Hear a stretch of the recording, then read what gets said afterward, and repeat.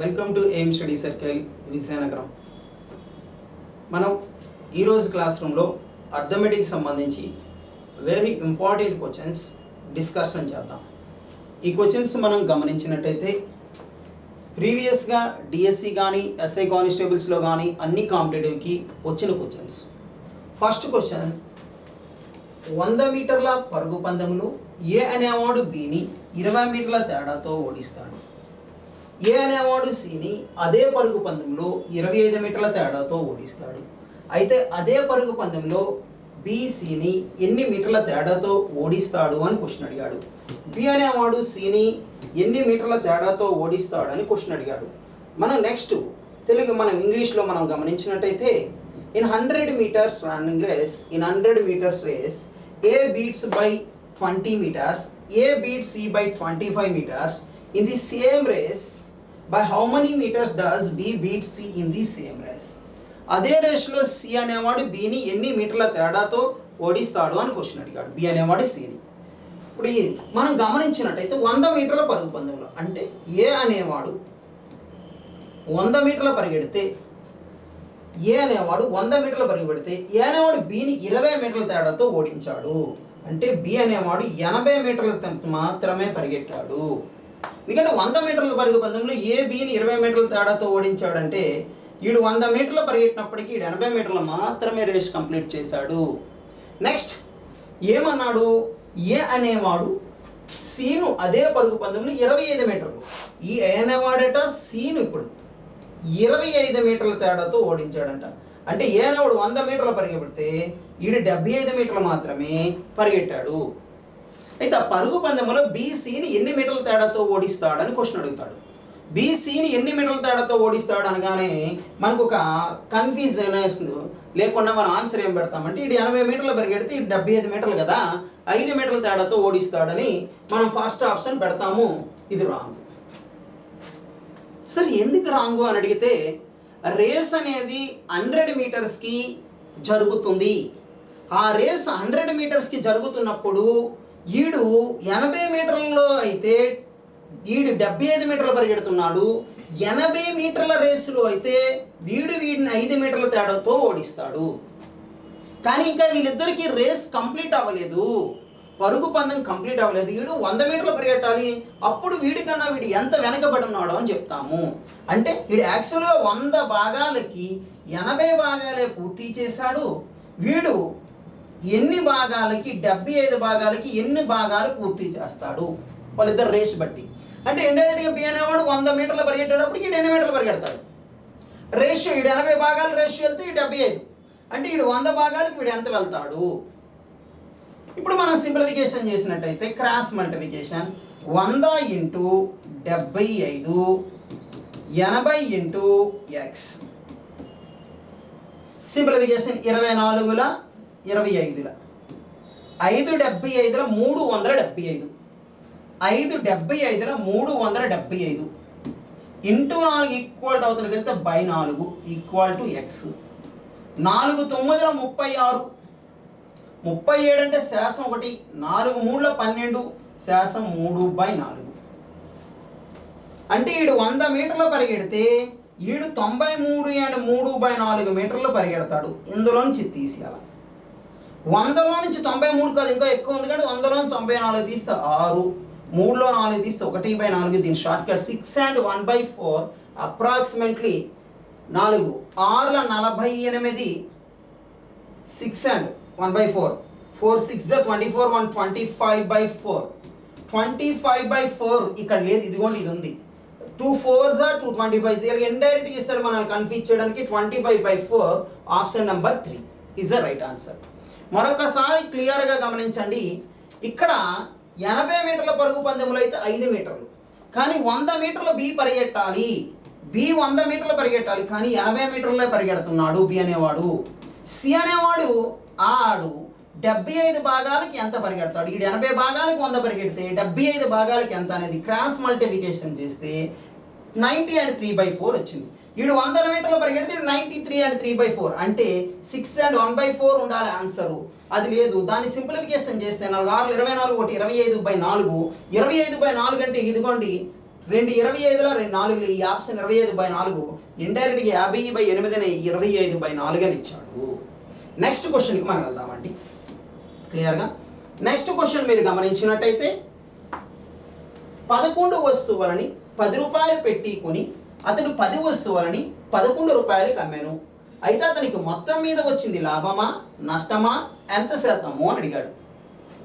Question: he bought 11 articles for 10 rupees and sold 10 articles for 11 rupees. Then on the whole did he get a profit or loss and what is the percentage? మొత్తం ట్రాన్సాక్షన్స్లో వచ్చే లాభం ఎంత లేదా నష్టం ఎంత? 11 వస్తువులు 10 రూపాయలు కొన్నాడంట. 11 వస్తువులు కొన్న వేళ కాస్టింగ్ ప్రైసెస్ 10 రూపాయలంట. నెక్స్ట్ 10 వస్తువులు అమ్మిన వేళ సెల్లింగ్ ప్రైసెస్ అమ్మిన వేళ 11 రూపాయలంట. గమనించుకోండి, 11 వస్తువులని 10 రూపాయలు పెట్టి కొనును. 11 వస్తువులు కొన్న వేళ 10 రూపాయలు. 10 వస్తువులని 11 రూపాయలకి అమ్మాను. 10 వస్తువులని 11 రూపాయలకి అమ్మాను. ఒక వస్తువు కొన్న వేళ అయితే 10/11. ఒక వస్తువు కొన్న వేళ అయితే 10/11. ఒక వస్తువు అమ్మిన వేళ అయితే 11/10. సుమారుగా 10/11 అంటే 90 పైసలు. 11 9 99 90 పైసలు అనుకుందాం. 90 పైసలు నువ్వు కొనుక్కొని ఆరంలో ఒక 0 ఉంది కానీ ఒక డిజిట్ ముందు పాయింట్ పెడితే ₹10 అమ్మేస్తున్నావు. 90 రూపాయలకు కొనుక్కున్నావంట, 110 రూపాయలకు అమ్ముతున్నావట. నీకు 20 రూపాయలు ఏమొచ్చింది అంటాము? లాభం వచ్చింది అంటాం. అవునా కాదా? ఎంత కొనుక్కున్నారు? 90. ఎంతకు అమ్మేస్తున్నారు? 110 రూపాయలకి అమ్మేస్తున్నారు. అంటే లాభం వచ్చింది. లాభము అని మీకు తెలుసు. లాభానికి సూత్రం ఏంటి? గెయిన్ అని మీకు తెలుసు. గెయిన్కి ఏంటి? SP minus CP. అమ్మిన వెల మైనస్ కొన్న వెల. లాభానికి సూత్రం అమ్మిన వెల ఎంత? 11/10. కొన్న వెల ఎంత? 10/11. లాభం ఎంత వచ్చింది అంటే 11 11లో 121, 10 10లో 100/10, 11లో 110 తీసిస్తే లాభం 21/110. లాభం 21/110 వచ్చింది. ఈ లాభం వచ్చినప్పుడు లాభ శాతానికి గెయిన్ ఏమో 21/10 వచ్చినప్పుడు ఆ గెయిన్ పర్సెంటేజ్కి సూత్రం gain by costing prices into 100. లాభము బై కొన్న వెల ఇంటూ 100. లాభం మనకి ఎంత వచ్చింది? 21/110. కొన్న వెల ఎంత? 10/11 ఇంటూ 100. మొదటి భిన్నాన్ని ఇంకొక భిన్నం భాగిస్తున్నప్పుడు మొదటి భిన్నం అలాగే ఉంటుంది, రెండో భిన్నం రివర్స్ అవుతుంది, 11/10 అవుతుంది ఇంటూ 100. 11కి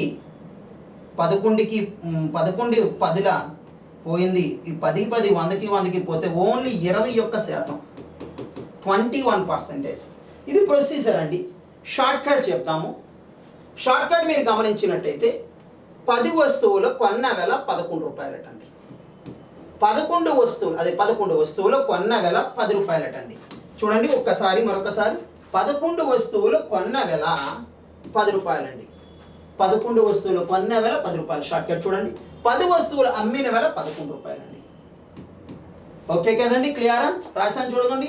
11 వస్తువులు కొన్న వెల 10 రూపాయలు. Costing prices of 11 articles is 10 rupees and selling prices of 10 articles is 11 rupees.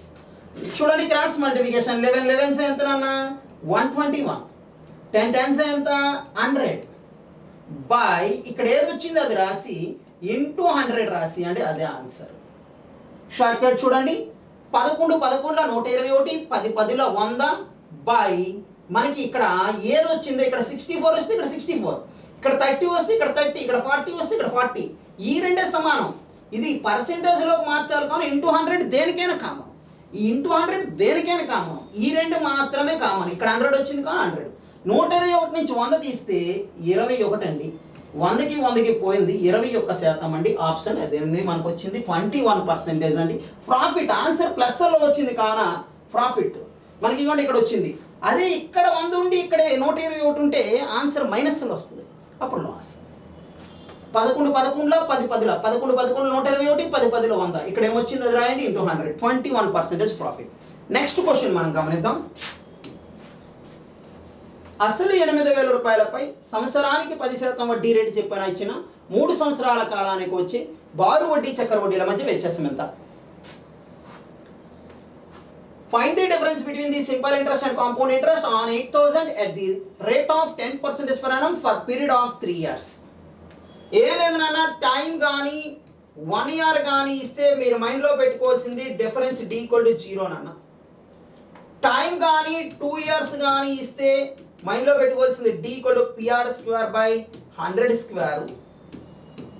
Time కానీ 3 years ఇస్తే difference D = PR²/100³ into 300 plus R అండి. ఇది రైట్ ఆన్సర్. 1 year ఇస్తే చూడగానే ఆన్సర్ పెట్టవలసింది 0. 2 years ఇస్తే D = PR²/100². టైం 3 years ఇస్తే D = PR²/100³ into 300 plus R. P value మనం గమనించినట్టయితే 8,000 into R value 10% 10 into 10. 100³ 100 into 100 into 100 300 plus R 300 plus 10 310. చూడండి నాన్న, 100కి 100కి కట్ అయిపోయింది. ఈ 2 సున్నాలకి 2 సున్నాలకి కట్ అయిపోయింది. ఈ 0కి 0కి కట్ అయిపోయింది. ఈ 2 సున్నాలకి కట్ అయిపోయింది. పైన 2 సున్నాలు కింద 8 248 248 is a first option is a right answer. First option అనేది మనకి రైట్ ఆన్సర్. డిఫరెన్స్ 1 year అయితే 0 అని తీసుకోవాలి. 2 years అయితే D = PR²/100 అని తీసుకోవాలి. 3 years అయితే D = PR²/100³ into 300 plus R అని తీసుకోవాలి.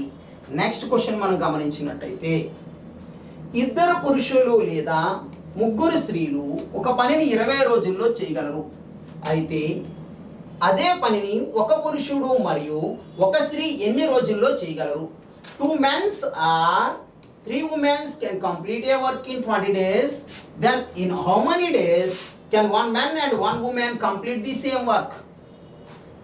1 man 1 woman సేమ్ వర్క్ ని ఎన్ని డేస్ లో కంప్లీట్ చేయగలరు అని క్వశ్చన్ అడిగాడు. 2 men or 3 women